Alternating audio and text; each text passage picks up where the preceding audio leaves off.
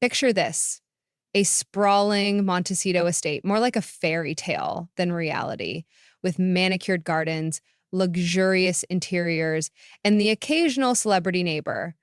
This is the California haven of Prince Harry and Meghan Markle, the place where they've carved out their new life. But here's the twist.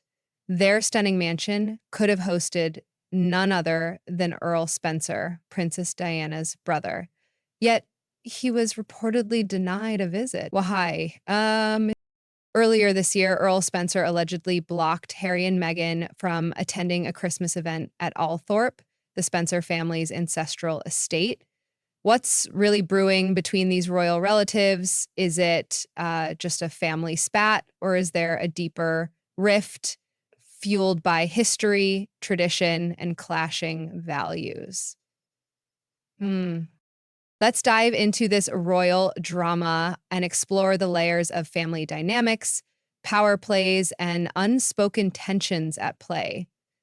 From Windsor to Montecito, Prince Harry and Meghan have begun a new chapter, but it's clear that their journey is far from free of complications. When Harry and Meghan stepped back from their royal duties in 2020, they didn't just give up titles and responsibilities. They left behind an entire way of life. Their transition into private life, complete with the glitz and glamour of Hollywood, has introduced new challenges with family members like Earl Spencer. This dramatic shift isn't just about finding independence. It's about navigating the tangled web of royal family ties, expectations, and the weight of history. Harry and Meghan's move to Montecito marked the start of a new chapter in their lives, one surrounded by sunlit beaches, a vibrant social scene, and a welcomed escape from the rigid confines of royal protocol. Their sprawling California mansion embodies modern luxury, floor-to-ceiling windows, airy living spaces, and a garden where Archie and Lilibet can play freely.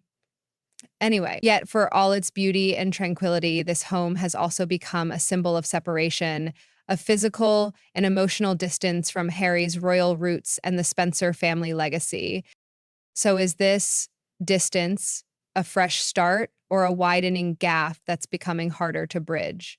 The exclusion from Althorp, a Spencer family's ancestral home, adds fuel to this question.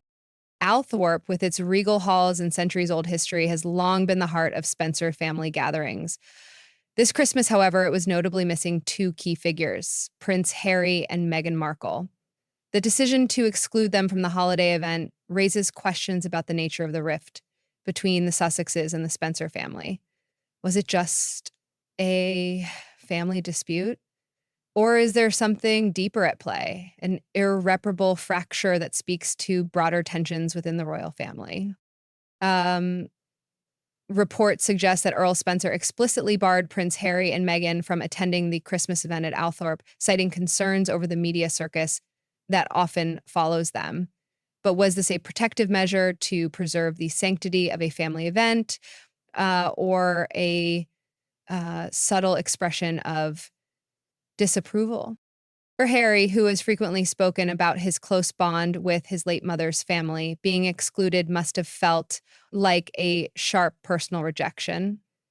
For Meghan, the decision may have reinforced her feeling of being an outsider within royal and aristocratic circles, a reminder of the challenges she has faced since marrying into the royal family.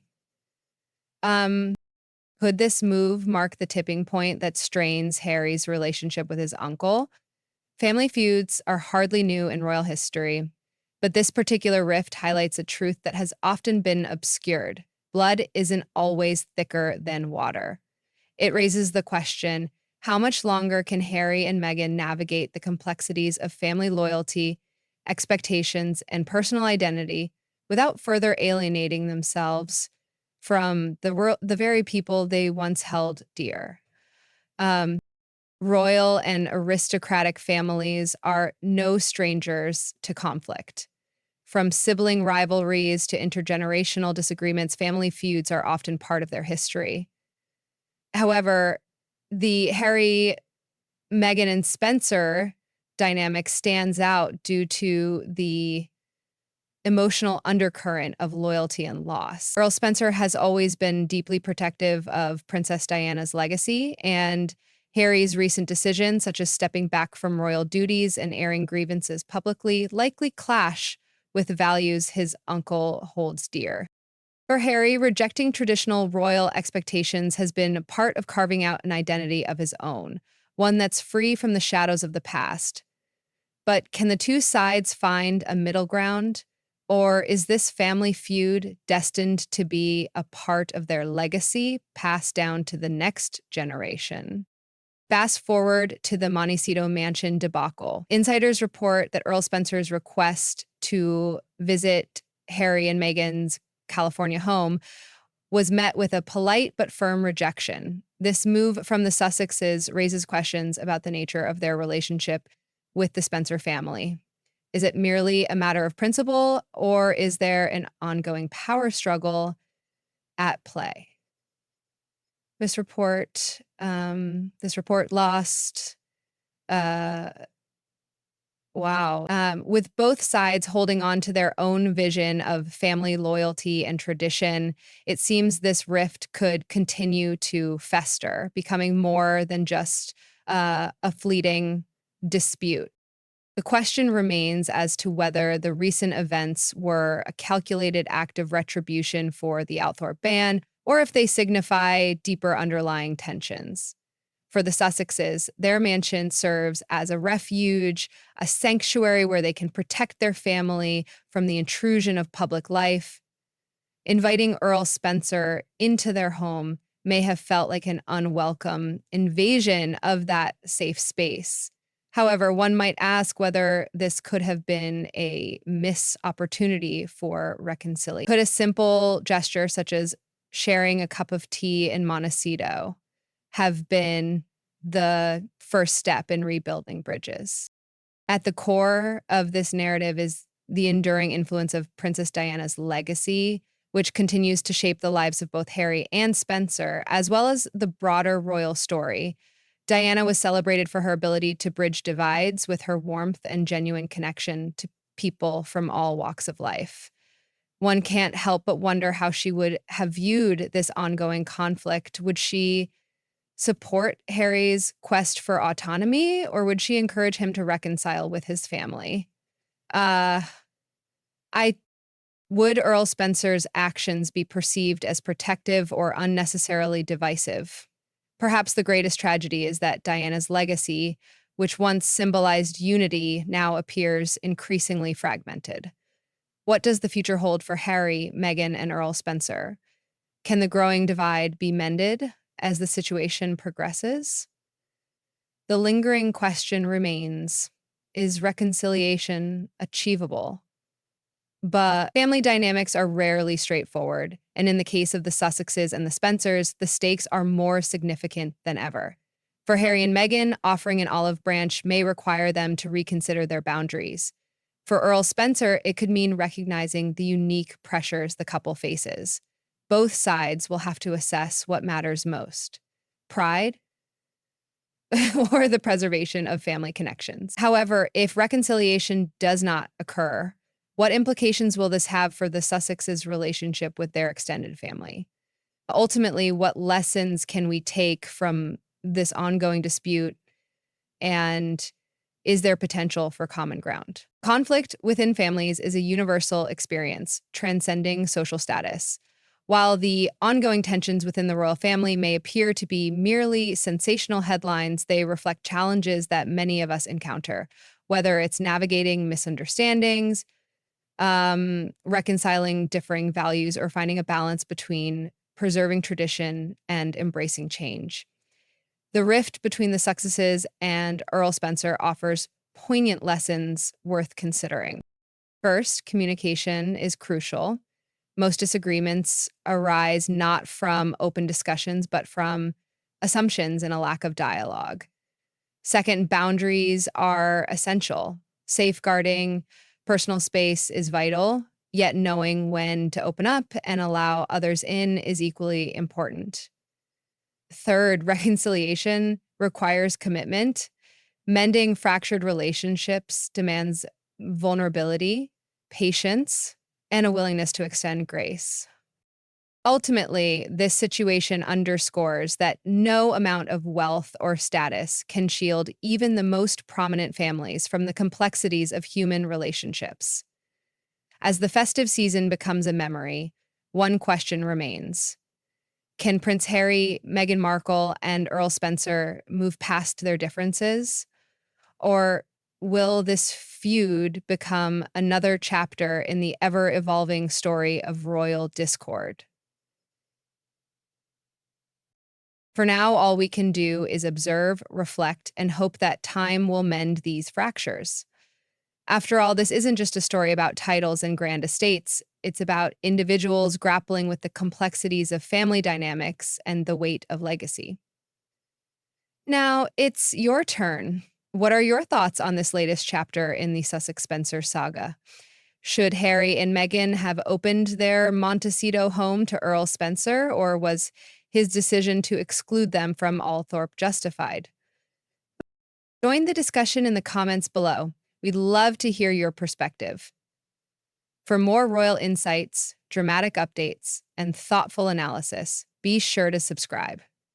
The story of the royal family is far from finished, and you won't want to miss the next chapter. Stay tuned, because when it comes to the royals, there's always another twist on the horizon. What ripple effects could this feud have on the royal family and the Spencers? Let's unravel it together. A fractured legacy. The ongoing feud between Prince Harry, Meghan Markle, and Earl Spencer extends far beyond personal disagreements. Its ripple effects shape public perception, not only of the Sussexes, but also of the Spencer lineage and the royal family as a whole. For the Spencers, this conflict risks overshadowing their long-standing role as custodians of Princess Diana's legacy. While Earl Spencer has been a vocal advocate for preserving Diana's memory, his actions, whether justified or not, will inevitably be scrutinized through the lens of this highly publicized tension.